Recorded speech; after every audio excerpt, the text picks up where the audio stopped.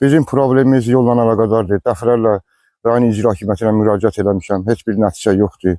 Göz qabağındadır yollarımız. Xahiş edirəm dövlətdən, dövlət başımızdan, məmurlardan xahiş edirəm bizim yollarımızın bərpası üçün bizə kömək göstərsinlər. Bağlı qardaş, uşaqlarımız məktəbə gedə bilmir.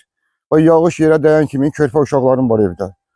Məktəbə gedə bilmirlər, apara bilmirik. Məcburək taksitdən istifadə edirik, maşından istifadə edirik. Ona da ki, yəni daxili vəsaitimiz imkan vermir. Astara rayonunda şəhidin adını daşıyan yolun bərbad vəziyyəti sakinləri narahat edir.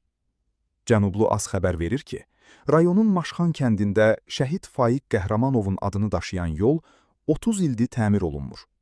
Burada yaranmış çalalar həm avtomobillərin, həm də piyadaların hərəkətini çətinləşdirir. Məsələ ilə bağlı kənd ərazi icra nümayəndəsi Rəşad Həsənov Cənublu Aza bildirib ki, sözügedən yolun təmiri artıq plana salınıb. Onun sözlərinə görə, ilkin mərhələdə yolda su ötürücü və sel ötürücü borular dəyişdiriləcək. Daha sonra isə yol standartlara uyğun şəkildə təmir olunacaq.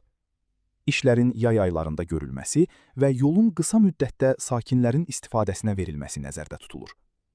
Qeyd edək ki, yolun uzunluğu 400 metrdir və ərazidə 40-a yaxın təsərrüfat mövcuddur.